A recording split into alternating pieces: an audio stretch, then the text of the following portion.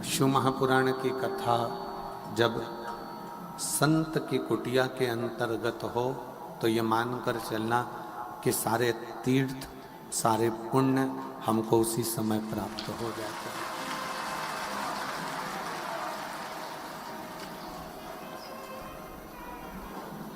हमने पहले भी कथा में एक वर्णन किया कि शिव विश्वास है,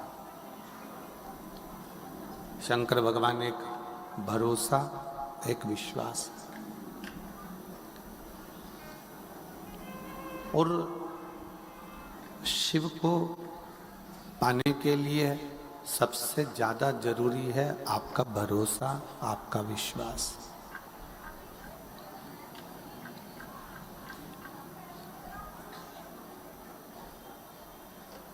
तैतीस कोटि देवी देवता में अगर सबसे जल्दी राजी होने वाले देव हैं तो देव अधिदेव महादेव, स्वयं शिव।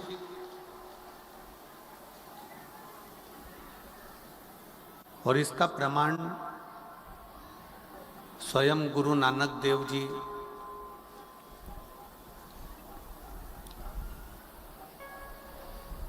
जब महाराष्ट्र की पवित्र भूमि पर पहुंचे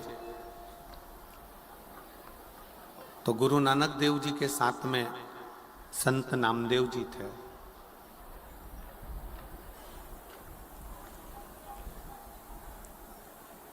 ओंडा नागनाथ में गुरु नानक देव जी भी बैठ गए और संत नामदेव जी भी बैठ गए।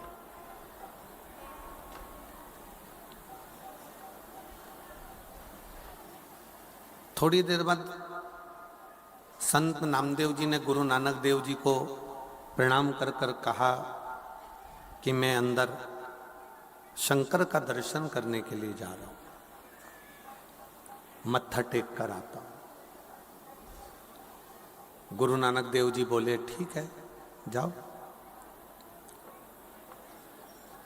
अब संत नामदेव जी जब मत्था टेकने के लिए नागनाथ के मंदिर में, शंकर जी के मंदिर में पहुंचे तो वहीं पर भक्ति में इतने लीन हो गए कि वो भजन गाने लगे, नाचने लगे, कूदने लगे।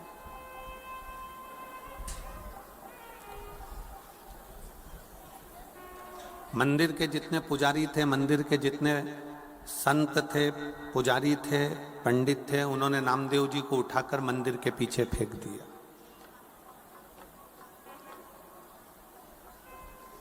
और मंदिर के पीछे उनको ले जाकर फेंका। नामदेव जी की आंख में आंसू भर गया, नामदेव जी की आंख से अश्रु बहने लगा, नैनों से नीर बह रहा। गुरु नानक देव जी ने नामदेव जी से पूछा कि तुम रोते क्यों, किस लिए, तुम्हारे रोने का कारण क्या है? नामदेव जी बोले कि मुझे मंदिर में से बाहर निकालकर पीछे पटक दिया। गुरु नानक देव जी ने नामदेव जी से कहा अगर शंकर के प्रति तुम्हारा विश्वास है, सारे देवों में सबसे सरल देव हैं देव अधिदेव महादेव। अगर तुम्हारा विश्वास पक्का है ना नामदेव, तो शंकर भगवान तुम्हारे लिए मंदिर का दरवाजा भी बदल सकते हैं। और आज भी भारत की भूमि पर एक मंदिर ऐसा है ओंडा नागनाथ का, जहां पर नामदेव जी ने गुरु नानक देव जी का कहना माना और भगवान शंकर की भक्ति में ऐसे लगे कि मंदिर का दरवाजा भी बदल गया। नामदेव जी जहां थे वहां हो गया और मूल स्थान पीछे हो गया।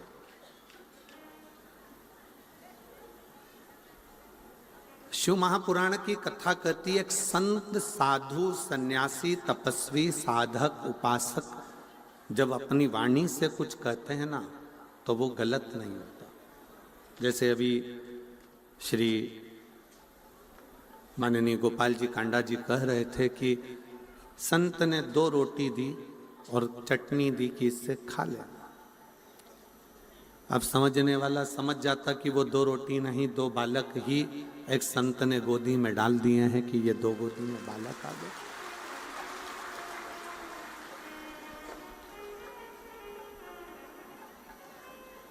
ये एक विश्वास,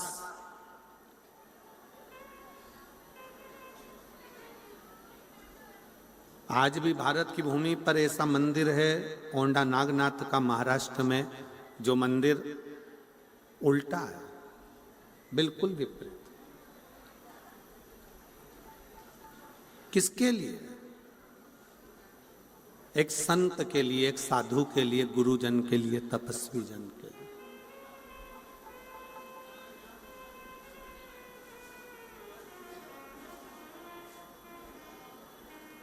एक साधक के लिए, एक उपासक के लिए और आपके विश्वास के लिए। जब आपका भरोसा, जब आपका विश्वास दृढ़ होता है, जब आपका भरोसा भगवान के प्रति दृढ़ होता है, तो भगवान को मिलने में देरी नहीं लगती है, वो मिलता है। अब कोई कहे कि हम तो इतने दिन से जल चढ़ा रहे हैं, या इतने दिन से भजन कर रहे हैं, या इतने दिन से पूजन कर रहे हैं, या इतने दिन से आराधना कर रहे हैं, अर्चना कर रहे हैं, पर वो आने में इतनी देरी क्यों कर देता है? किस लिए?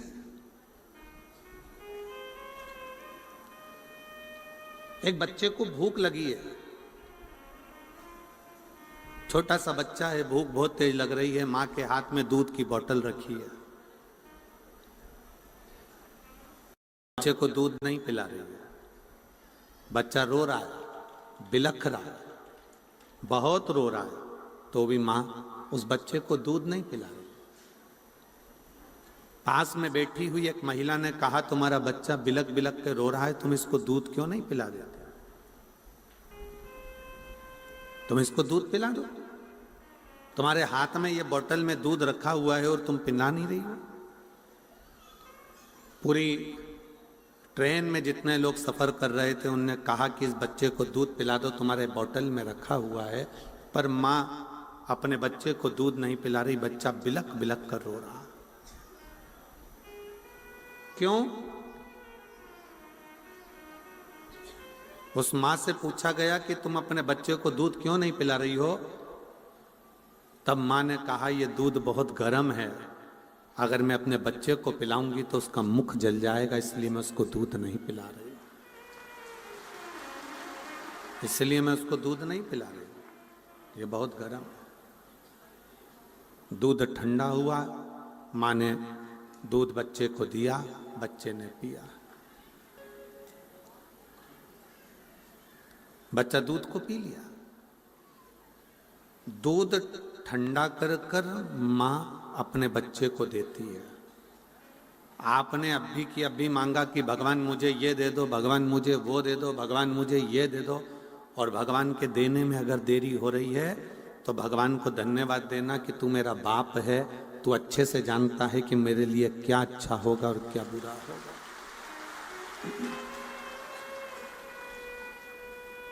मेरे लिए क्या श्रेष्ठ है और क्या श्रेष्ठ नहीं है, ये आप जानते हो, आप पहचानते हो।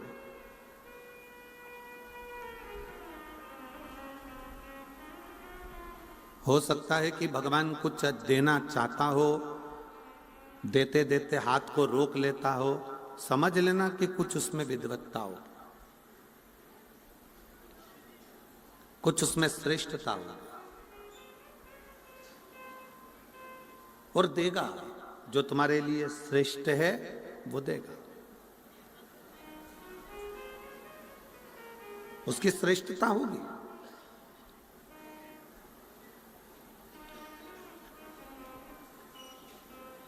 तेरे मंदिर में आना मेरा काम है और मेरी बिगड़ी बनाना तेरा काम। आप जब भगवान के दरवाजे पर पहुंचते हो, भगवान के मंदिर में पहुंचते हो, भगवान की चौखट पर पहुंचते हो, भगवान की शरणागति में जब आप जाते हो, तो भगवान समझ लेता है कि तुम क्यों आए,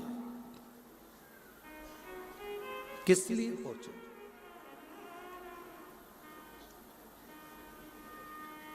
एक बार मां जगतजननी जगदम्बा माता पार्वती जी भगवान शंकर के साथ में कैलाश पर बैठी हुई थी, और भगवान शिव बड़े अड़बंग होकर बड़े आनंद के साथ बैठे हुए थे। शिव पार्वती से बात कर रहे हैं, पार्वती शंकर जी से बात कर रहे हैं। और एक निवेदन ये कथा कर रही है, शिव महापुराण की कथा शंकर भगवान के और पार्वती के चरित्र से निवेदन कर रही है कि एक बात अपनी चित्त वृत्ति में बिठा कर रखो। जब पति पत्नी दोनों कक्ष में रहें, जब पति पत्नी दोनों अपने भवन में, अपने रूम में, अपने घर में रहें, तो निवेदन है कि उस समय पर अपने हाथ का मोबाइल चाहे कटे हुए सेवफल का हो, एप्पल का हो, चाहे कैसा भी हो, पर जितनी देर पति पत्नी दोनों साथ रहें उतनी देर मोबाइल को कहीं अलमारी में दबाकर रख दिया करो, जिससे दोनों का स्नेह बातचीत पूर्ण हो।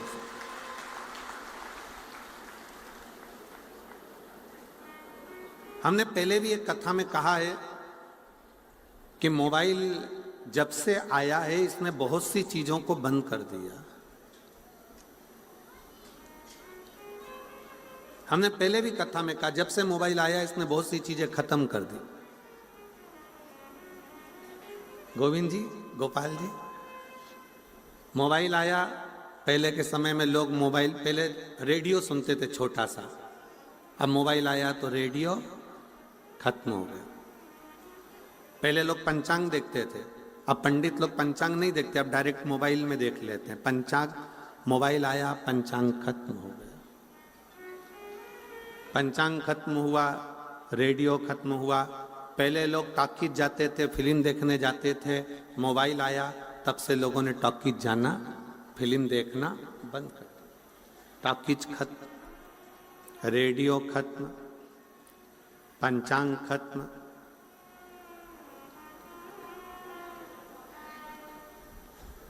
पहले लोग पत्र का इंतजार करते थे, अब मोबाइल पे बात करते हैं तो पत्र भी खत्म।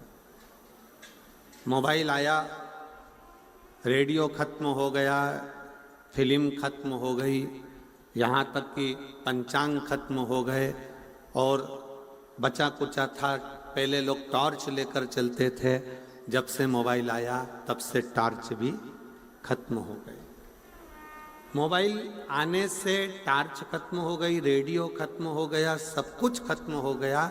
और वही मोबाइल जिस दिन तुम्हारी पत्नी के हाथ में आ गया तो तुम भी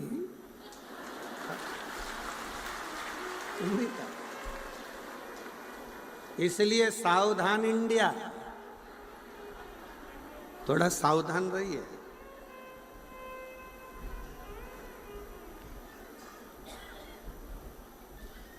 शंकर पार्वती जी का चरित्र कर रहा है, भगवान शिव और पार्वती जी का संवाद कर रहा है। शंकर पार्वती जी जितनी देर साथ में बैठते हैं उतनी देर व्यर्थ की बातों को छोड़कर अपनी स्वयं की बातों का स्मरण करते हैं, स्वयं की बातों।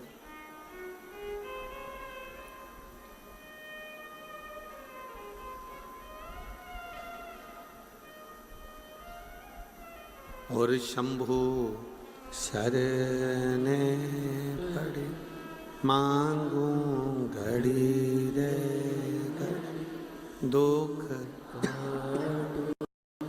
दया करी न दर्शन ओ शंभो शरणे पड़ी मांगू घड़ी रे घड़ी, दुख काटो दया करीन दर्शन। मोबाइल को थोड़ा सा, जब पति पत्नी दोनों साथ रहें, दोनों रहें संग में, तो मोबाइल को थोड़ा दूर कर दीजिए, थोड़ा दूर कर दो। मिठास नहीं आ रही, गला पकड़ रहा है, थोड़ा रूखापन ज्यादा है। मोबाइल को एक कोने में ले जाकर रख दो।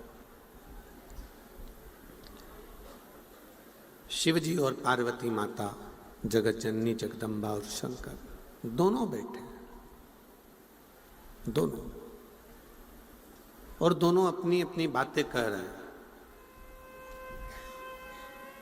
और उस बातों में पार्वती जी ने शंकर भगवान से बहुत से प्रश्न किए।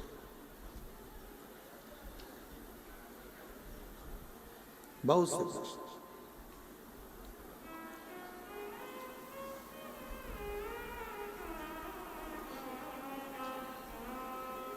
जैसे कल एक कथा शुरू में प्रारंभ हुई थी उत्तानपाद की। उत्तानपाद की दो पत्नियां सुनीति और सुरुचि का प्रसंग आया था। उसमें से एक सुनीति का बेटा ध्रुव है, सुरुचि का बेटा उत्तम है। और उत्तम सिंहासन पर बैठा हुआ है, ध्रुव जी महाराज भी आने वाले समय में सिंहासन पर बैठे। ये सब प्रसंग अपन ने श्रीमद् भागवत में सुना। पर उसके बाद का जो प्रसंग है कि उत्तम की जो धर्म पत्नी है, जिसका नाम बहुला है, वो अपने पति का सम्मान नहीं करती है, सत्कार नहीं करता, आदर नहीं करती। अब एक दिन उत्तम को ये बात का बड़ा दुख हुआ कि मेरी पत्नी मेरा सम्मान नहीं करती है, सत्कार नहीं करती है, आदर नहीं करती है। तो उन्होंने उस पत्नी को वन में भेज दिया। वो वन में चली और भ्रमण करती रही। भ्रमण करते करते वो पत्नी उत्तम की नागलोक में पहुंच गई और वहां एक सखी उसकी बन गई जिसका नाम था नंदा। पति ने धक्के मारकर निकाल दिया था। वो आदर नहीं करती थी, सम्मान नहीं देती थी, शब्द ठीक नहीं बोलती थी, तो उसको निकाल दिया। नंदा एक दिन बैठी हुई थी और नंदा के मन में जैसे शंकर भगवान माता पार्वती जी के साथ कैलाश पर बैठे हैं और दोनों आपस में चर्चा कर रहे हैं, बातें कर रहे हैं, वैसे ही बहुला ने नंदा से कहा कि मेरे पति ने मुझे निकाल दिया क्योंकि मेरी वाणी ठीक नहीं है, मेरे शब्द ठीक नहीं।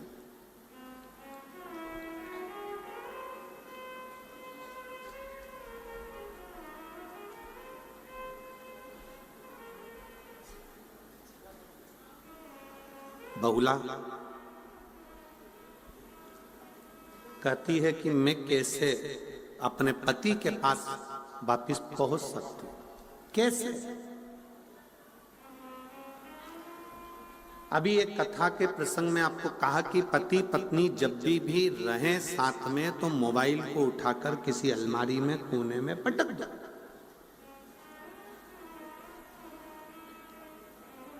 मैसेज करने वाले ने मैसेज करा है तो वो बाद में देख लेना। जब पति दुकान जाए, ऑफिस जाए या कहीं कोई काम में है तो आप अपना मोबाइल खोलो, देख लो, मना नहीं है, मैसेज तो कहीं जाने वाला नहीं।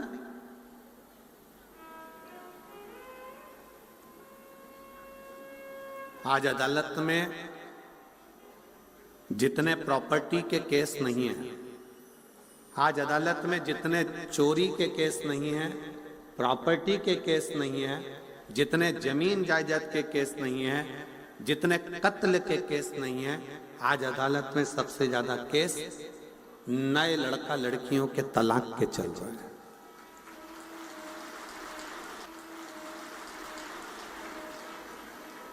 आज अदालत में सबसे ज्यादा केस अगर चल रहे हैं तो वो तलाक के चल रहे हैं। और उसका केवल एक कारण है, शादी तो हो जाती है पर हृदय मिल नहीं पाता। क्योंकि हृदय तो वो दिन रात को सो रहे हो तो मोबाइल में मैसेज चल रहे हैं, इंस्टाग्राम चल रहा है, फेसबुक चल रहा है, यूट्यूब चल रहा है, ये चल रहा है, वो चल रहा है। थोड़ा सा आप सबको मालूम है, लड़की और लड़के की जब शादी होती है तो सबसे ज्यादा जेवर माँ बाप अपनी बेटी को देते हैं और सबसे ज्यादा जेवर सास ससुर अपनी बहू को देते हैं। मालूम है कि नहीं मालूम है? जम के तो बोलो जरा। सास ससुर ने और माँ बाप ने सबसे ज्यादा जेवर सास ससुर बहू को दे रहे हैं और माँ बाप भी अपनी लड़की को दे रहे हैं। लड़के को क्या देंगे? ज्यादा से ज्यादा एक ब्रेसलेट दे देंगे, चेन दे देंगे, अंगूठी दे देंगे, थोड़ा बहुत पहनने का सामान दे देंगे। लड़की को हार भी दिया है, लौंग भी दी है, नाक की बेंदा भी दिया है, पायल भी दी है, करदोनी भी दी है, और माँ बाप ने भी दिया और सास ससुर ने भी दिया। कभी आपको मालूम है क्यों दिया जाए? किस लिए दिया? क्या कारण है? जो लड़की के माता पिता बेटी को थोड़ा सा सोना चांदी का जेवर बनाकर, रकम बनाकर देते हैं, और घर के जब लड़के की तरफ से भी जेवर जाता है तो हार पाटली सामान सामान सब सोना चांदी का जाता है कि हमारी बहू को दिया जा रहा है।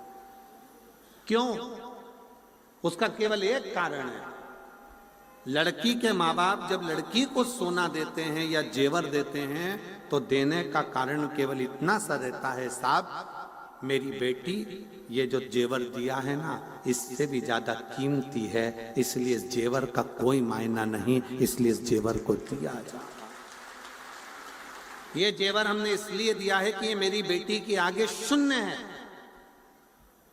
ये लड़की के माँ बाप जेवर देकर कहते हैं कि ये जेवर के आगे मेरी बेटी प्रथम है, ये जेवर शून्य है।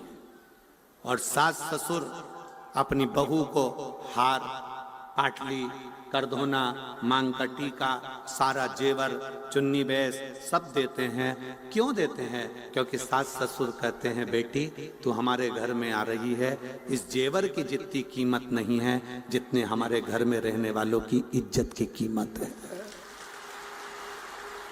संस्कारों की कीमत है। जेवर गया वापिस आ सकता है पर इज्जत गई वापिस नहीं आ सकता।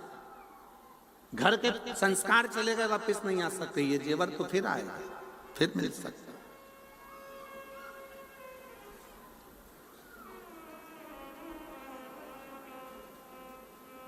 एक मिलिट्री का लड़का आया है, आर्मी का। वो आर्मी के लड़के ने एक पत्र लिखा है, उस पत्र में उस लड़के ने लिखा है कि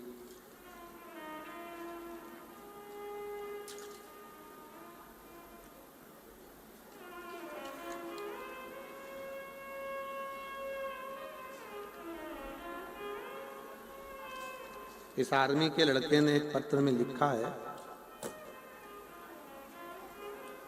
मैं पंकज तिवारी हूं, ग्राम पूरे सुखमन, पोस्ट एली परसोली, जिला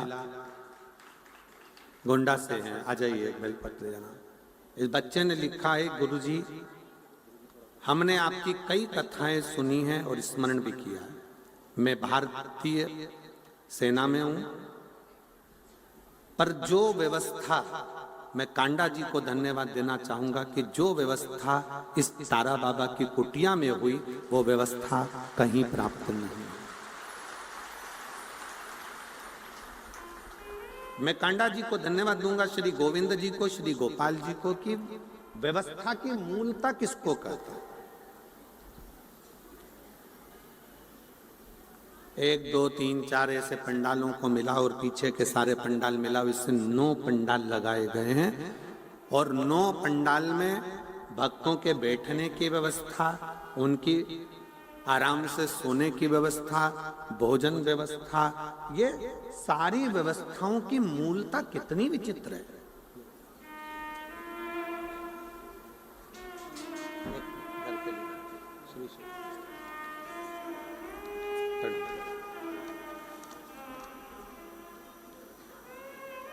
मैं श्री गोविंद जी कांडा जी को और गोपाल जी कांडा जी को इसके लिए धन्यवाद देता हूं कि इतनी सुंदर व्यवस्था शायद ही कहीं हो। जो व्यवस्था, शिव तत्व किसको कहते हैं? शंकर भगवान की उदारता किसको कहते हैं? कोई पुण्य सिरसा वालों के होंगे, कोई पुण्य और बहुत प्रबल होंगे जो बाबा देव अधिदेव महादेव ने कृपा कर कर ये दूसरे वर्ष में शिव महापुराण की कथा सुनने का सौभाग्य दिया।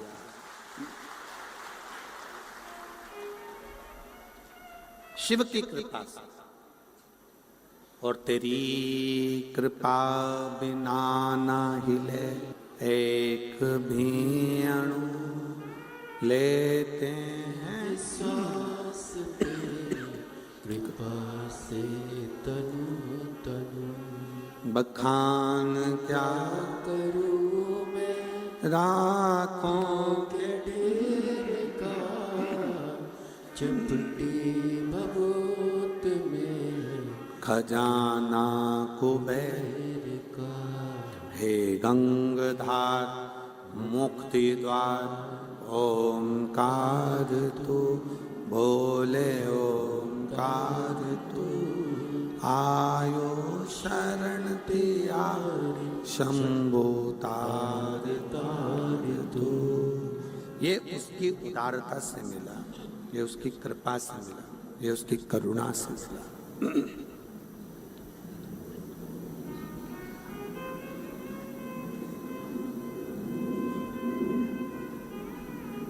बहुला नंदा से कह रही है, क्या मैंने अपने पति से अपशब्द कहे, मैंने अपने पति से आड़ा टेढ़ा कहा है, क्या मेरे पति मुझे वापस बुला सकते? क्या मेरे पति मुझे वापस रख सकते? बुला लेंगे,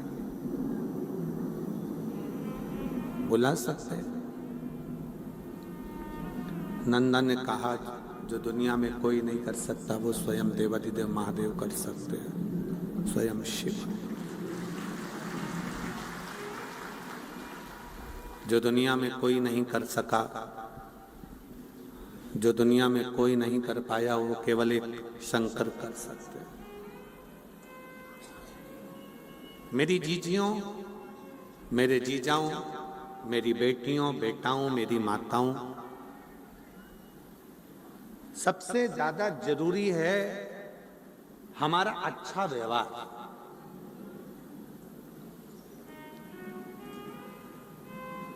आज के जमाने में किसी के घर में धन की कमी नहीं है।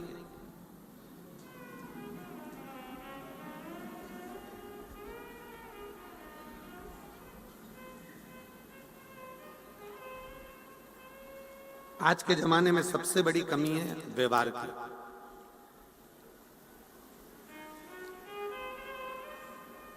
सब मेहनत कर रहा है, सब अपने भाग्य का खा रहे हैं और अपनी किस्मत में लगे हुए हैं और अपनी कर्म में लगे हुए हैं।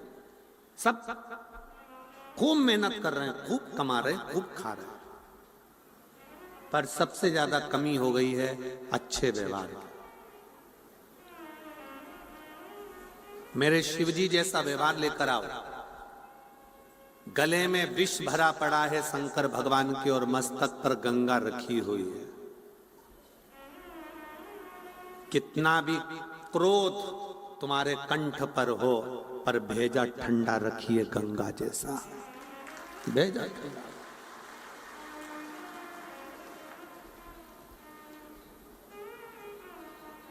आज के जमाने में व्यक्ति का भेजा ठंडा नहीं है, मस्तिष्क ठंडा नहीं है, दिमाग ठंडा नहीं है।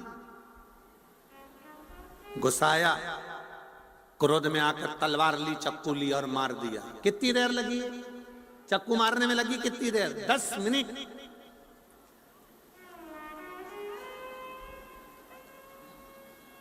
दस मिनट चक्कू मारने में लगा। गया, दौड़ा, चक्कू ढूंढा, लाया और गोपा, और वो व्यक्ति मर भी गया, चले भी गया, समाप्त भी हो गया। मालूम पड़े 10 मिनट चक्कू मारने में लगे। पर ईमानदारी से बोलो, क्या केस, अदालत का केस क्या 10 मिनट में निपट जाएगा? जम के तो बोलो जरा। नहीं, कितना समय लग जाएगा? 10 साल। 10 मिनट के क्रोध ने 10 साल बर्बाद कर दिए। 10 मिनट के क्रोध ने 10 साल पीछे धकेल दिया, तुम्हारे बच्चों को भी, परिवार को भी, कुटुंब को भी, कबीले को भी, और सब। हम उसको संयमित ही नहीं रखता है।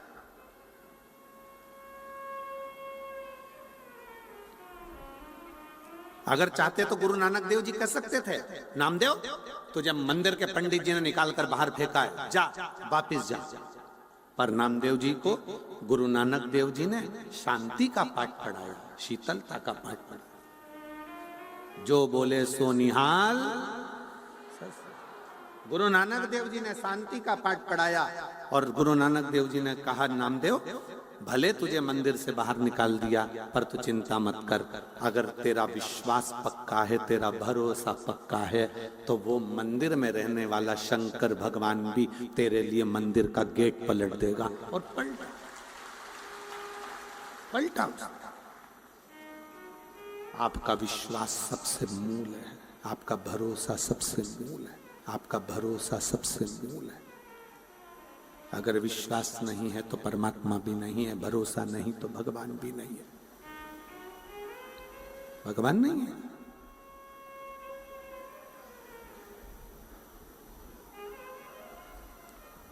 उत्तानपाद के बेटे उत्तम की पत्नी बहुला ने नंदा से कहा, क्या मुझे मेरा पति वापस मिल सकता है? हाँ, शिव मिला सकता है। शंकर भगवान एक ऐसे हैं जो मिला सकते हैं। शिव जी का काम है मिलाना।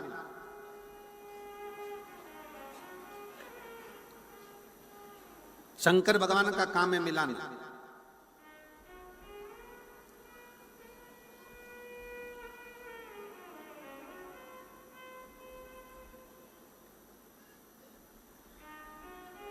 बहुला नंदा के कहने पर शिवलिंग का निर्माण करती है, पूजन करती है, आराधना करती है और कथा कहती है कि उत्तम को लगा कि मेरी पत्नी कहीं भटक रही है, तो वो ढूंढते ढूंढते पहुंचता है, अपनी पत्नी को लेकर आता।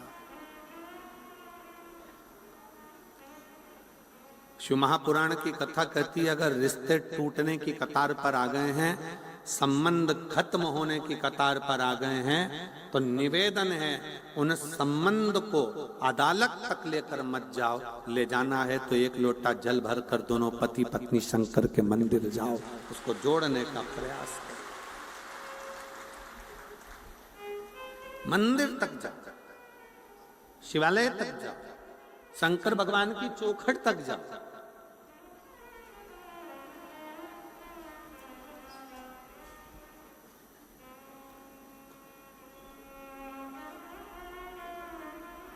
कितनी अकड़ से लोग कहते हैं, आन दे मेरा समय मैं दिखा दूंगा तेरे को, आन दे मेरा समय मैं बताऊंगा तेरे को। अकड़ से कह दिया, आन दे मेरा समय मैं तुझे दिखा दूंगा।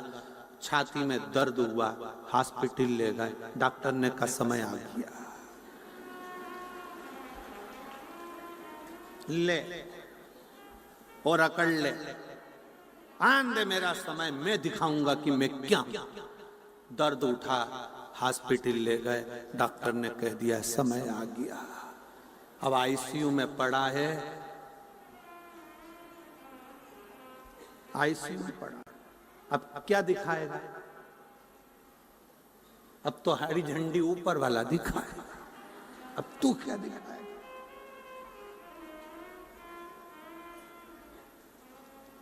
ये तो उसमें का हाल हो गया ना कि टीचर ने सारे बच्चों से कहा, सारे बच्चे कल क्रिकेट पर निबंध लिखेंगे, तैयारी कर कर आना। सारे बच्चे क्रिकेट के निबंध की तैयारी कर कर लाए, सबने अपनी अपनी कॉपी में निबंध लिखा क्रिकेट पर निबंध लिखा। तब क्रिकेट पर निबंध लिखते लिखते सबकी कॉपी सर ने चेक करी, टीचर ने चेक करी। एक बच्चा बैठा था, उससे कहा ला तेरी कॉपी ला। उसने कॉपी दिखाई और जो कॉपी दिखाई तो पूरी कॉपी खाली थी, पूरी कॉपी।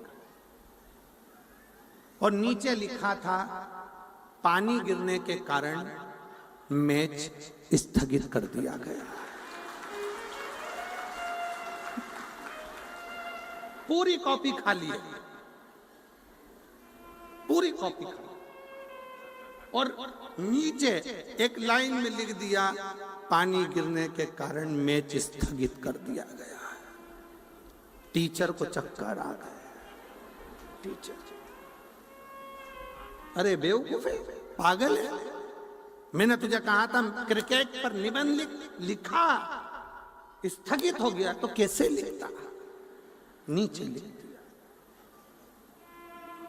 हम यही जिंदगी जी रहे हैं, बस मेरा समय आन दो, समय का इंतजार करते रहते हैं, भाग्य के भरोसे बैठे रहते हैं। भाग्य में होगा तब मिलेगा, भाग्य में होगा तब मिलेगा, भाग्य में होगा तब मिलेगा, भाग्य में होगा तब मिलेगा।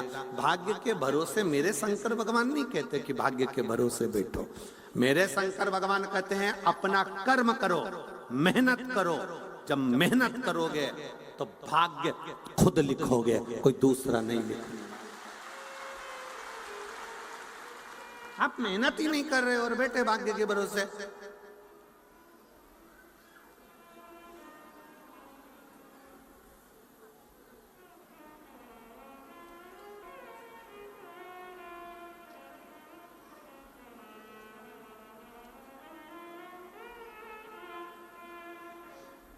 गोपाल जी, एक बैंड वाले का फोन आया, बैंड बजाने वाले का।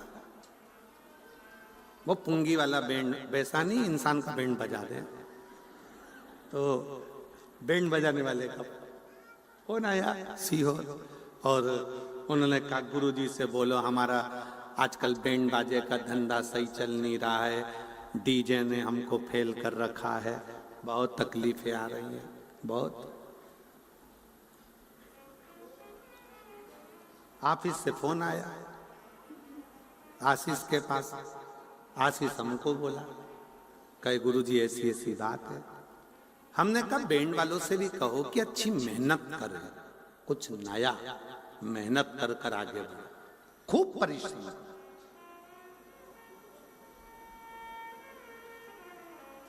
आप मानेंगे नहीं कि इतनी मेहनत वो बैंड वाले ने करी। अलग अलग तरह का वाद्य यंत्र लाया, अलग अलग तरह के वाद्य यंत्र बजाना चालू करा, सोशल मीडिया पे अपना प्रचार करना प्रारंभ करा। आज उस बैंड वाले के पास रत्ती भर समय नहीं है कि कहीं जा सके अपने कर्म। हम भाग्य के भरोसे ना बैठे, आएगा देखा जाएगा, किस्मत में होगा तो देखेंगे, भाग्य में होगा तो मिल जाएगा, भाग्य में होगा तो मिल जाएगा, भाग्य में होगा तो मिल जाएगा ना। शिव महापुराण की कथा कहती है मेहनत करिए, परिश्रम करिए और पूर्ण परिश्रम करिए। आप अपने भाग्य को लिखने का हक रखते हो खुद।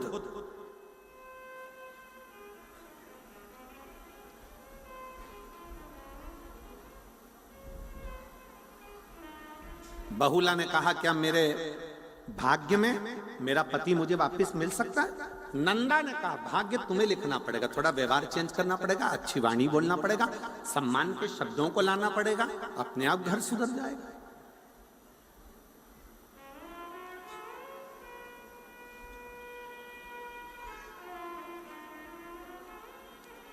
पहले के संबंध आज के संबंध जमीन आसमान का अंतर है। पहले के संबंध में लड़का लड़की को नहीं देखता था, लड़की लड़के को नहीं देखती थी। गए, यहाँ पर बैठी होंगी कई बुजुर्ग मेरी माताएं, बूढ़ी बूढ़ी माताएं मेरी बैठी होंगी जो ये जानती हैं। चाय की ट्रे लेकर गए, लड़की ने नीचे रखी चाय की ट्रे, और जो चाय की ट्रे लड़की ने नीचे रखी, चाय की ट्रे रखकर लड़के ने लड़की को निगाह भर कर देखा, लड़की ने लड़के को देखा, ना बोले ना चाले, और शादी पक्की हो गई। और वो शादी चली, खूब चली, आज तक चल रही है। जितना तो नवयुवक लड़के लड़कियों में, जितना तो नवयुवक बेटा बेटियों में, जितना तो नवयुवक बहुओं और बच्चों में प्रेम नहीं, उतना तो घर के बुजुर्ग में, सास ससुर में, बूढ़े बूढ़ों में इसने इतना प्रेम है। बोलो री जी वो सही है कि गलत?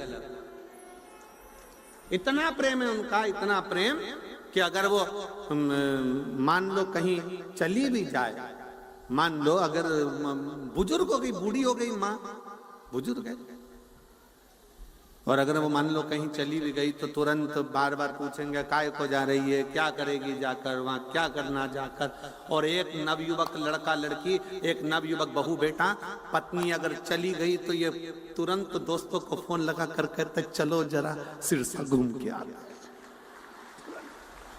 अंतर है। बहुत अंतर है दोनों में। ना लड़के ने लड़की को देखा था, ना लड़की ने लड़के को देखा था, संबंध पक्का हुआ। वो संबंध आज तक चल रहा है। और एक आज का संबंध, लड़का लड़की को दिखाओ, लड़की लड़के को दिखाओ, दोनों एक दूसरे को होटल में मिले, होटल में देखने के बाद भी इनका मन नहीं भरावे तो फिर वापिस मिले, 3-3 घंटा बात करी, संबंध पक्का हो गया। रात को 8 बजे से लगे सुबह 4 बजे तक मोबाइल पे बात करते रहे। इतनी बात करी, इतनी बात करी, इतनी बात करी, और बात करते करते करते करते शादी भी हो गई। और मालूम पड़ा 2-5 साल टिकी नहीं। और चल क्या मतलब?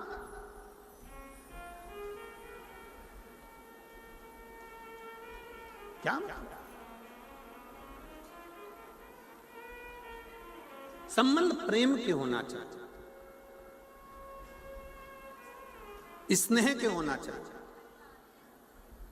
और जब प्रेम का संबंध हो, प्रेम का संबंध जब बना रहे तो उसका एक सुख अपने आप रहता है, अपने आप। आज का जमाना तो इतना विचित्र हो गया कि लोग आपस में ही डर के मारे संबंध निभाते हैं। एक पत्नी पति से बोली, सुनो मैं ऑफिस जा रही हूं,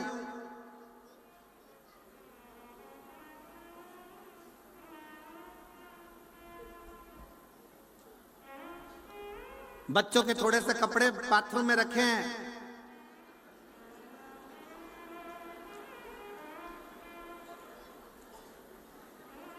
हो सके तो तुम धो देना, नहीं तो मैं आके धो दूंगी। हो सके तो तुम धो देना, नहीं तो मैं आके धो दूंगी। पति बहुत देर तक सोचता रहा, अगर मैंने नहीं धोए तो ये कपड़े नहीं धोएगी, मुझे धोएगी, ये पक्का। क्योंकि धमकी देके गई है, तुमसे धुल जाए तो ठीक, तुम धो देना, नहीं तो मैं आके धो दूंगी। अब इसने ये नहीं करा, कहा कि कपड़े धोऊंगी, तो उतने डिप्रेशन में पड़ गया। आखिर में उसने सोचा अपने बच्चों के कपड़े धो दो, नीचे डाल कपड़े डाल, शब्दों पर कर।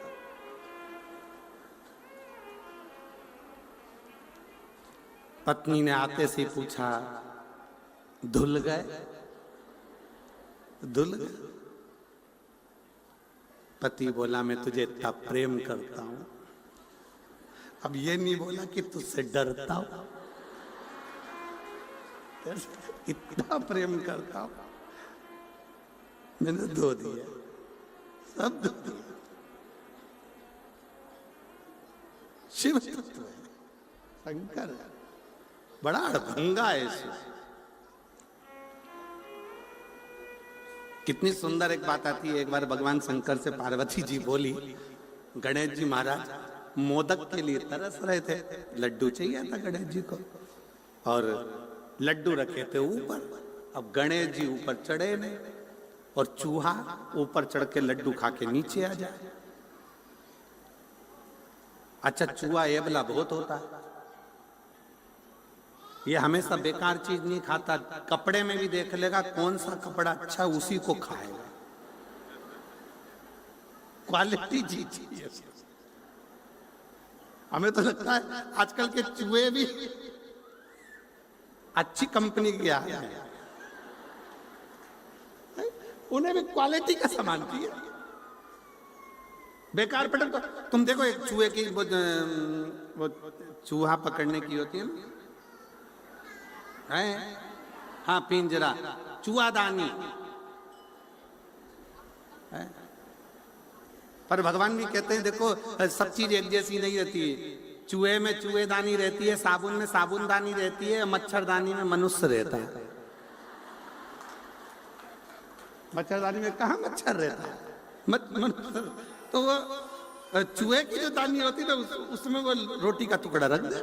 अब चूहे इतने समझदार होते हैं, वो टुकड़ा खाने जाते ही नहीं। बोल जाते क्या? अब तुम उसका वो चूहादानी का ऐसा मुंह कर देते इधर। अब वो चूहा इतना होशियार, उधर जाए, इधर से घूम के अच्छा टिफिन का माल खा जाता। चूहे बड़े समझदार। तो आजकल ऐसा लग रहा है कि इनको सिखा के पैदा किया जा रहा है, तो समझ। अब गणेश जी महाराज तो नीचे बैठे और वो चूहा चढ़ गया ऊपर।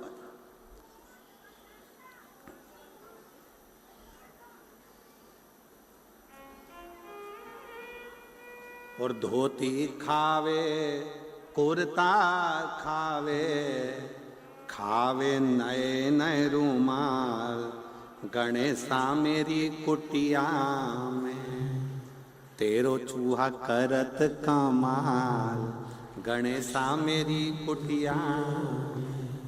अच्छा सामान थी उसका। टोपी खावे जूता खावे, खावे कुर्ता की जेब।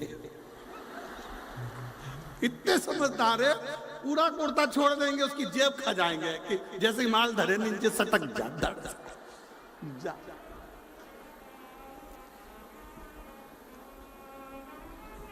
खावे कुर्ता की जेब, गजानंद मेरी कुटिया में तेरो चूहा करत कमाल, गजानंद मेरी कुटिया। अब पार्वती जी ने आवाज लगाई प्रभु भगवान शिव जी से, शंकर जी से कहा शंभु शंभु शंभु शंभु शंभु। शंकर भगवान देखे पार्वती जी को, क्या चाहिए? पार्वती जी बोली गणेश को लड्डू दे दो ऊपर से। शंकर भगवान ने इतना बड़ा डला जो लड्डू का था उठा लिया। जरा विचार करिएगा, जो त्रिशूल डमरू संसार का वजन उठा सकता है वो लड्डू का टोकला नहीं उठा सकता। जो डला उठाया लड्डू का भड़ के फेंक दिया। पार्वती जी बोली लड्डू नहीं संभला। गणेश जी आके बोले पिताजी तुमने पूरे लड्डू जमीन पे गिरा दिया। गणेश जी महाराज के शब्द सुनकर शंकर जी बोले बेटा आज नहीं गिराता तो रोज उठा के देना पड़ता।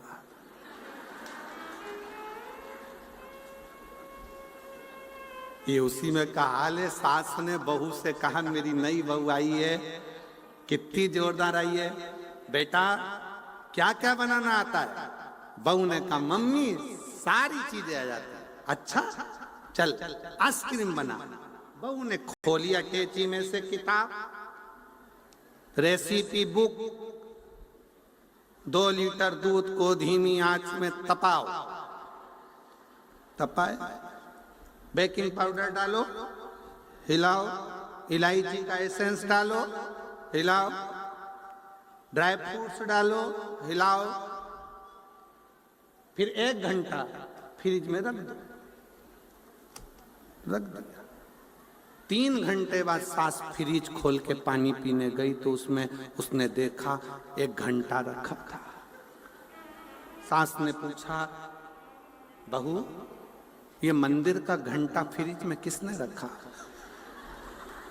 बहू बोली मम्मी सिर पे पल्लू लेके बड़े प्रेम से बोली मैंने रखा। तो तूने क्यों रखा? बुक में लिखा था 1 घंटा फ्रिज में रखो। अरे सास बोली अरे तूने जो घोल तैयार करा था उसको 1 घंटा फ्रिज में रखना था और तू मंदिर का घंटा उठा के रखी। शिवजी जानते थे अगर मैंने डला दे दिया तो मुझे बार बार देना पड़ेगा, अगर मैंने डला दिया है तो देना पड़ेगा, फिर देना पड़ेगा।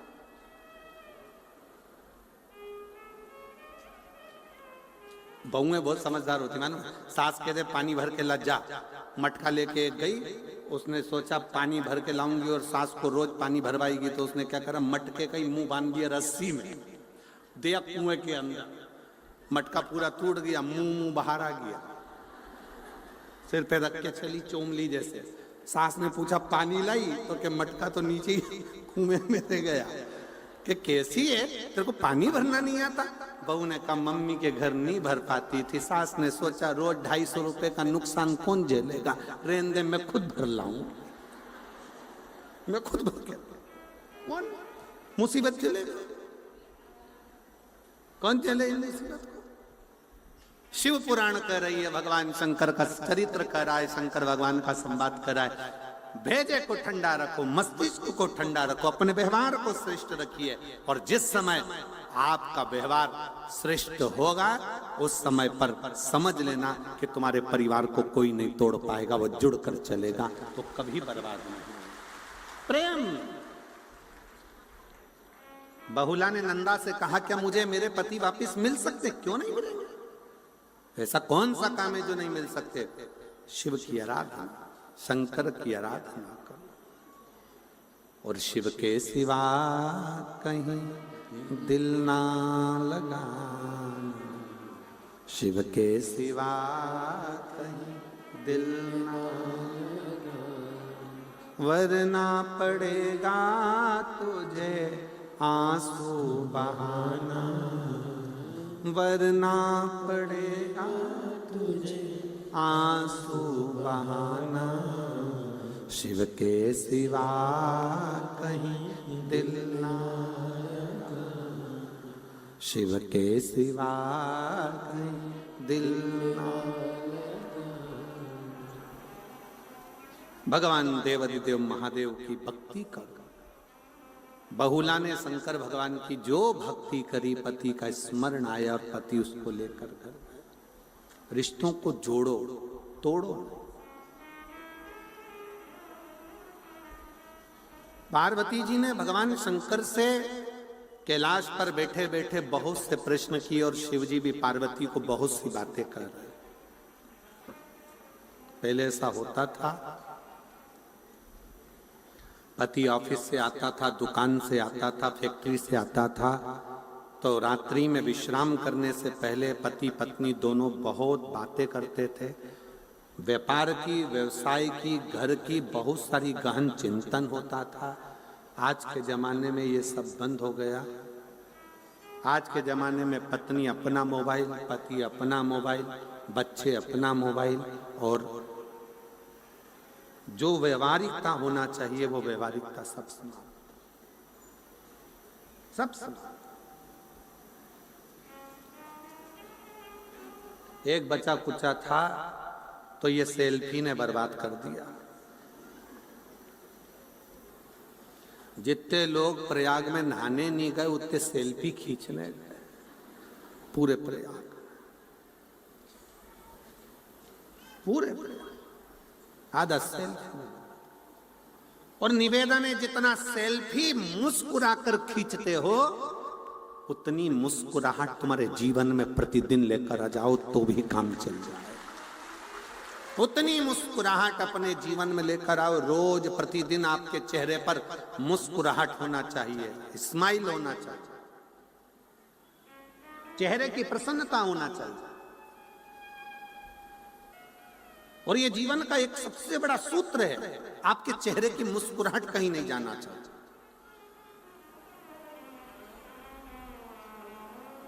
हम इस तारा बाबा की कुटिया में जब देवाधिदेव महादेव की 108 फीट की जब मूर्ति का दर्शन करते हैं तो पूरे भारत में ऐसी मूर्ति नहीं मिलेगी जो इतनी मुस्कुराती हुई दिखती होगी।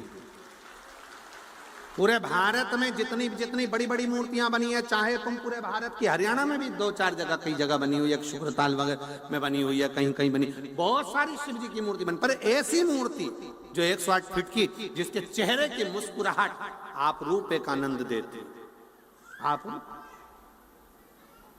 उसके चेहरे की मुस्कुराहट सीख देते हैं भगवान शंकर। भगवान शिव कहते हैं कि प्रेम, स्नेह और मुस्कुराहट ये कभी समाप्त ना करें। आपका प्रेम, स्नेह, मुस्कुराहट बनी रहना।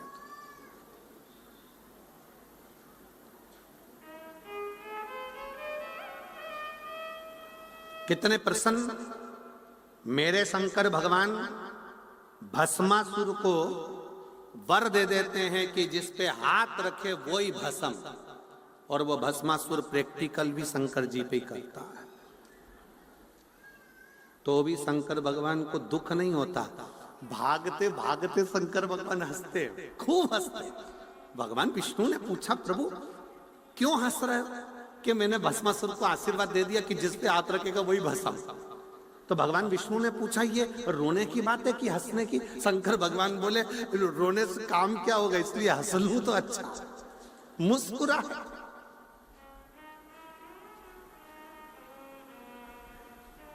यही वो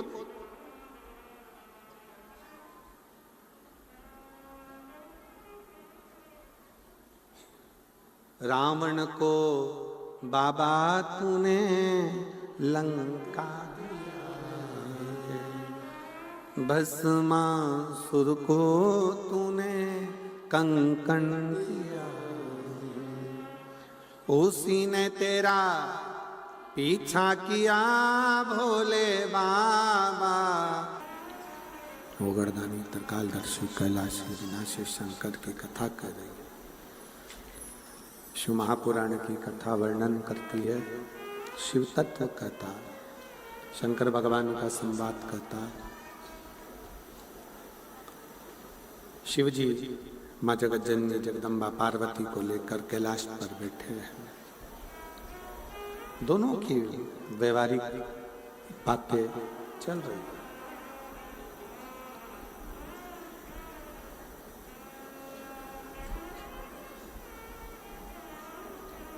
पार्वती जी ने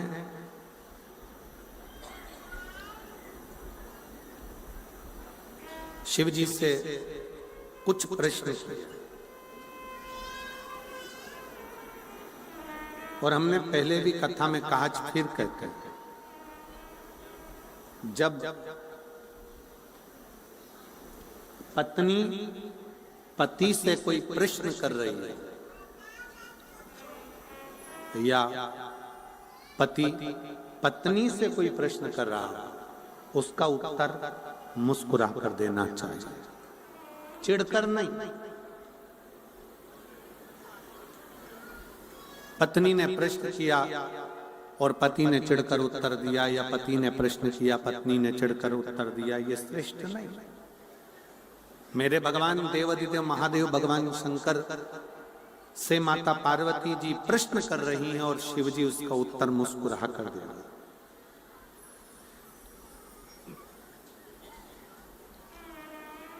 भगवान शंकर उसका उत्तर मुस्कुरा कर देते। कहो पार्वती क्या बात है? पार्वती जी कहती हैं, प्रभु एक मेरे मन में एक बहुत बड़ा संशय है।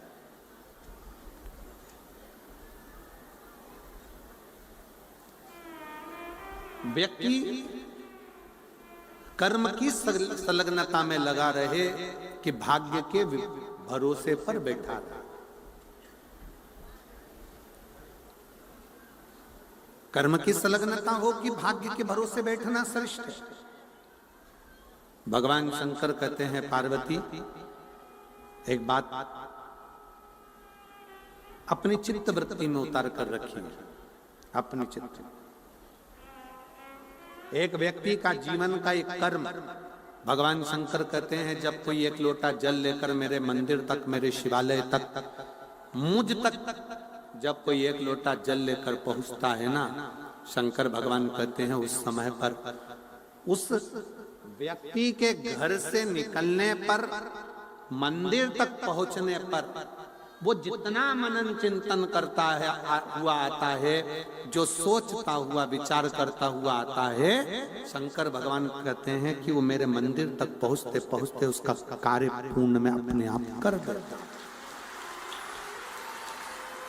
और उसका प्रमाण देखिए, एक पत्र है,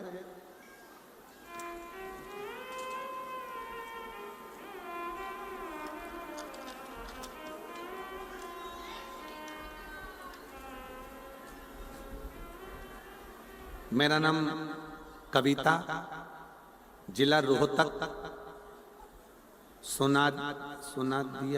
सोनारिया से यहाँ बाबा के, तारा बाबा के कथा पंडाल में कथा सुनने के लिए, धन्यवाद देने के लिए आई। कहीं बैठी हो तो हाथ हिला सकती हैं जिनका ये डमरू है।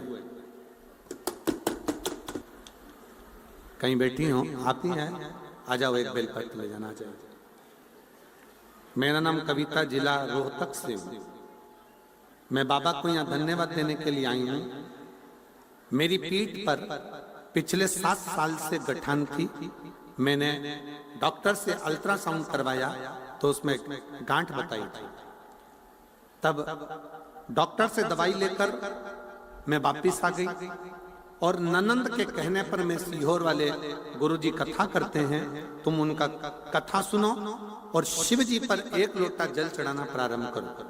हम लोग सीहोर पहुंचे, वहां जाकर रुद्राक्ष लाई और बाबा का रुद्राक्ष तांबे के कलश में जलाकर शिवजी पर चढ़ाकर उसका आचमन करने लगे। मैं बाबा का बेलपत्र चढ़ाया हुआ पीठ पर भी लगाती और उसको खाती भी। आज मैं बाबा को धन्यवाद देती हूँ कि मैंने दूसरी बार जब अल्ट्रासाउंड कराया तो मेरी पीठ की गठान पूरी गल चुकी थी। मैं बाबा को प्रणाम करने के लिए आई। गुरुदेव, मेरे पति के मुंह में छाले होने के कारण जो छाले बहुत दिन से लगे हुए थे वो छाले समाप्त नहीं हो रहे थे। हम लोग बहुत परेशान हो गए। डॉक्टर को जांच कराया तो डॉक्टर ने बताया कि इनको कैंसर जैसी भयानक बीमारी के लक्षण थे। परिवार पूरा परेशान हो गया, करें तो करें क्या। तब डॉक्टर साहब से कहा कि आप दवाई दे दीजिए। वो दवाई लेकर हम आ गए। कुंदकेश्वर महादेव का नाम लेकर, आप कहते हो ना कि डॉक्टर भी शंकर का एक रूप होते हैं, तो हमने डॉक्टर की दवाई को शिव का प्रसाद मानकर कुंदकेश्वर महादेव का नाम लेकर खाना प्रारंभ करा और वो दवाई खाते खाते रुद्राक्ष का जल, सीहोर से लाए हुए कंकर शंकर पे चढ़ा हुआ जल उनको देना प्रारंभ करा। आज मेरे पति भी पूर्ण तरह से स्वस्थ हैं और उनको कोई रोग नहीं है, उनकी रिपोर्ट नॉर्मल आई है। मैं बाबा को यहाँ प्रणाम करने के लिए आई हूँ। शिव तत्व किसको कहता है? 1-2 पत्र बड़े सुंदर हैं, देखिए।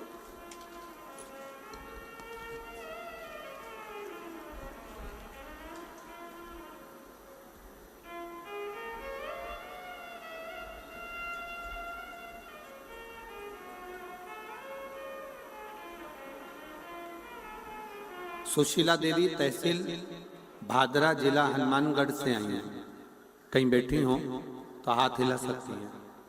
सुशीला देवी, तहसील भादरा, अगर कहीं बैठी हो तो हाथ हिला सकती हैं। आप ही हैं, आ जाओ, बेलपत्र ले जाना जाए। मेरे पति का नाम रघुवीर सिंह है। 2020 में फौज से रिटायरमेंट हो गए।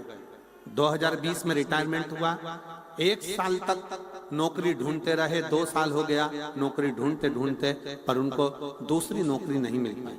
सारे एग्जाम दिए तो भी उनका रिजल्ट ठीक नहीं आता। तब मेरी मम्मी ने बताया कि टीवी पर आस्था चैनल पर पंडित प्रदीप मिश्रा जी भोलेनाथ जी की कथा सुनाते हैं। मैंने आपकी कथा सुनना शुरू किया। मेरे पति रोज शिव जी के मंदिर जाते, 1 लोटा जल चढ़ाते, भोलेनाथ से प्रार्थना करते। जैसे जैसे भर्ती आई वैसे वैसे एग्जाम देते रहे, फिर भी 1-2 नंबर से रह जाते। 2023 में फिर हम लोग कुबेरेश्वर धाम गए और कुबेरेश्वर धाम में जाकर बाबा भोलेनाथ से प्रार्थना की और श्री शिवाय नमस्तुभ्यम का जाप 108 बार किया। कंकर शंकर की पूजन करके उसमें से 1 कंकर लेकर घर आ गए और बाबा की ऐसी कृपा हुई कि आज मेरे पति का सिलेक्शन पुनः पुलिस कांस्टेबल के बल पर हो गया है। मैं बाबा को प्रणाम करने के लिए आई हूं। शिव तत्व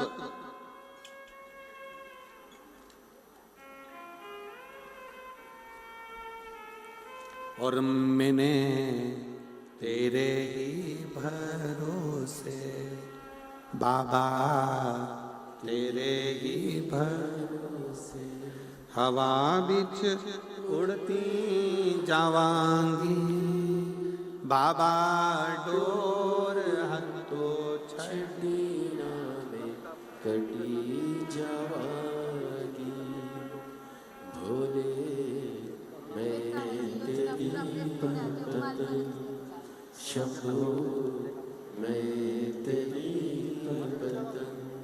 हवा बिच उड़ती जावांगी बाबा, डोर छड़ी में कटी जावांगी भोले, मैं तेरी।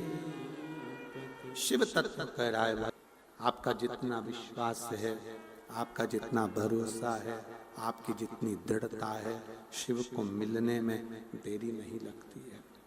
भरोसा मूल है, सबसे मूल है आपका भरोसा, सबसे मूल है आपका विश्वास। थोड़ा मिठास करिए साउंड में। सबसे मूल है आपका विश्वास, आपका भरोसा, आपकी दृढ़ता।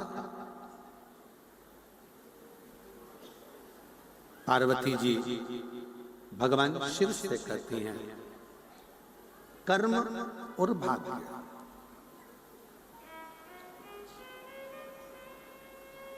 केवल भाग्य के भरोसे नहीं बैठते।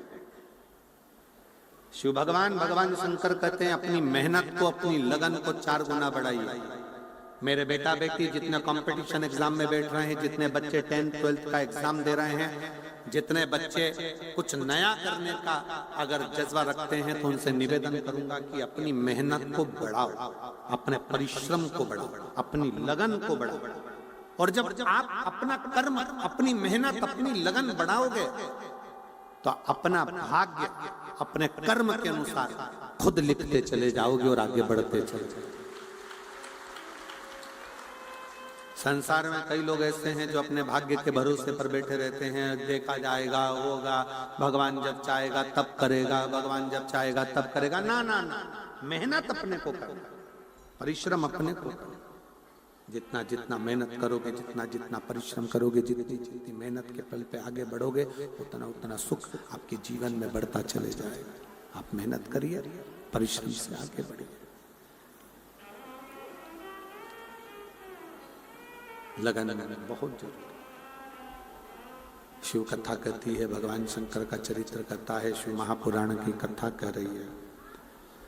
पार्वती जी प्रश्न करी भगवान शंकर से, भगवान शंकर ने फिर पुनः उत्तर दिया, कहा, प्रभु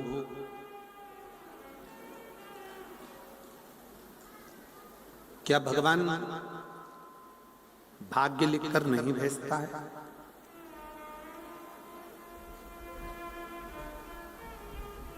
क्या भगवान भाग्य लिखकर नहीं भेजता है? 2 चीजें हैं, बहुत सावधानी से समझिएगा।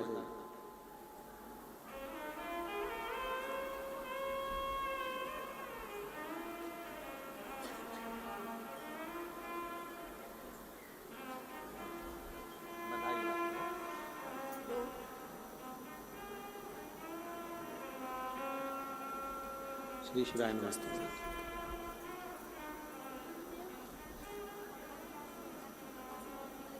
बधाई आपको, शिव कृपा।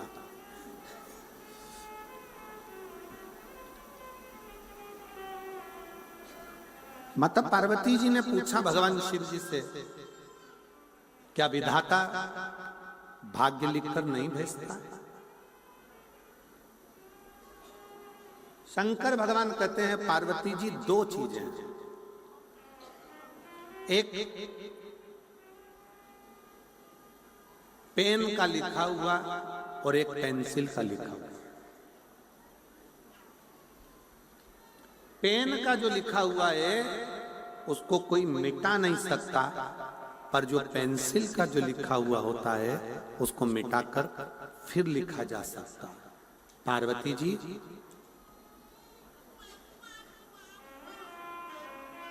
विधाता इस कोरे कागज पर पेंसिल से लिखकर भेजता है और नीचे अपने सिग्नेचर कर कर भेजता है कि वक्त पड़ने पर आप अपने परिश्रम से, आप अपनी मेहनत से इस कागज को मिटा सकते हो और अपनी मेहनत से नया पर्चा फिर बना सकते।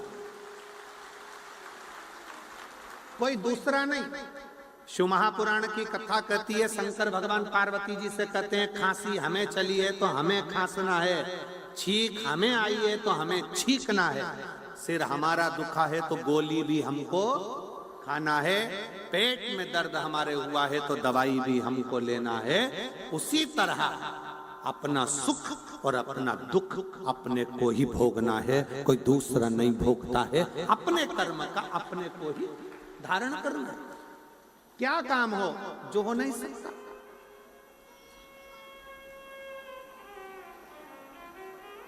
देवताओं ने अमृत पिया, 33 कोटि देवता अमृत के हकदार बने और शंकर भगवान के लिए केवल विष का कटोरा सामने लाकर रख दिया गया, केवल विष।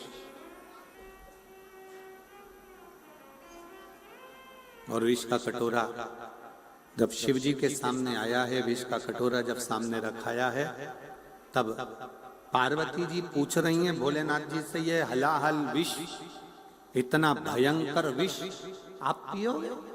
शंकर भगवान कहते हैं पार्वती मैं अकेला विष नहीं पीने वाला,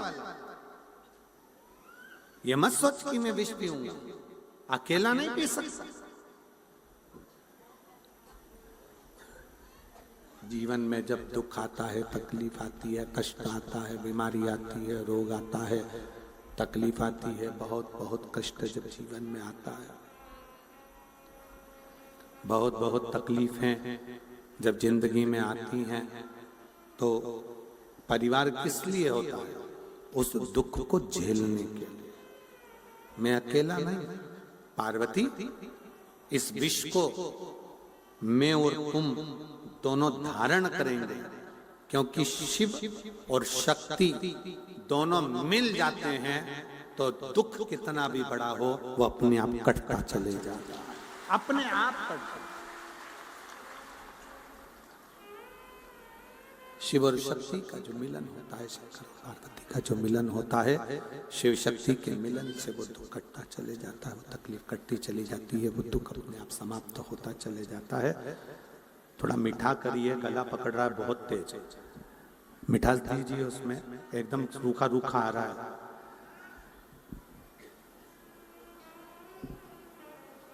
शिव और शक्ति का जहां मिलन होगा, शिव शक्ति दोनों मिलेंगे तो दुख कटता चलेगा। आपको मालूम है शिव जी के मंदिर में दीप क्यों लगाया जाता है? जम के बोलो जरा, किसी को ज्ञात है? शंकर जी के मंदिर में दीप क्यों लगाया जाता है? दिया क्यों जलाता है? किस लिए जलाता है? मंदिर में अंधेरा है, प्रकाश करने के लिए दीप जलाते हैं क्या? जम के बोलो।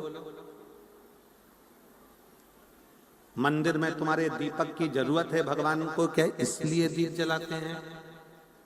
नहीं, मंदिर में दीप जलाने का कारण केवल एक होता है, हम दीप इसलिए प्रज्वलित करते हैं कि बाबा तेरे दरवाजे से मुझे बहुत आस लगी है और आस का दीप जलाकर जा रही हूं, जैसे यहाँ प्रकाश हुआ है वैसा ही मेरी जिंदगी में प्रकाश होगा, ये मैं विश्वास नहीं करता।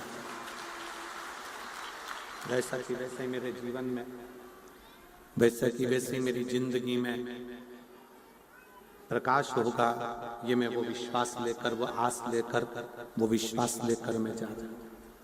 मेरे जीवन में भी एक अलग से एक ऊर्जा, मेरे जीवन में भी एक विश्वास सम्मुख में प्रकट होगा, ये आस लेकर मैं जा रहा हूं। भरोसा। क्यों आए हो शिव पुराण में? क्यों बैठे हो भगवान शंकर की कथा में? कई लोगों को तो, पीछे वालों को तो हम दिख भी नहीं रहे होंगे, जो बाहर के पंडालों में भरे पड़े हुए हैं, रोडों पर बैठे हुए हैं, जहां तहां जो लोग बैठे हैं उनको हम नहीं दिखे। क्यों बैठे हो? केवल एक आस का दीप जलाकर बैठे हो कि विश्वास के बल पर कि मेरा शंकर, जो तुलसी बाबा ने लिखा कि शंकर विश्वास रूपिणो, शिव जी विश्वास हैं, तो वो विश्वास को अपने भीतर जागृत कर कर बैठे हुए हो कि विश्वास में शिव मिलेगा जरूर, शंकर हमें प्राप्त जरूर होंगे और शंकर हमें मिलेंगे जरूर, और मेरा दुख, मेरी तकलीफ, मेरा कष्ट शंकर काटेंगे जरूर, काटेंगे।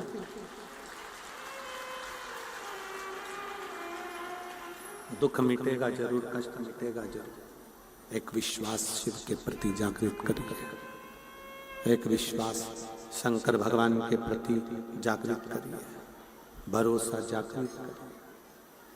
शिव पुराण कहती है, भगवान शंकर कहते हैं, पार्वती तुम कह रही हो कि कर्म और भाग्य दोनों ही प्रबल हैं, पर उसमें सबसे ज्यादा प्रबल है आपका कर्म, आपका कर्म। एक विदल और उत्पल दो असुर हुए, दोनों प्रबल थे, दोनों की विद्वत्ता प्रबल थी।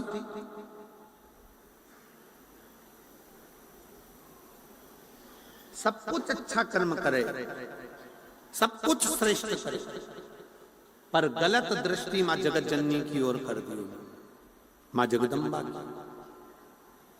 और यही की यही गलती भगवान शंकर के नेत्र से नेत्र बंद करने के बाद एक जो अश्रु गिरा था, उस अश्रु से जो एक बालक हुआ था जिसका नाम अंधकासुर था, उस अंधकासुर ने भी यह गलती करी थी कि अपनी माता पर गलत दृष्टि दे दी थी, अपनी मां जगत जननी दुर्गा भवानी पर गलत दृष्टि दे दी थी, अपनी माता।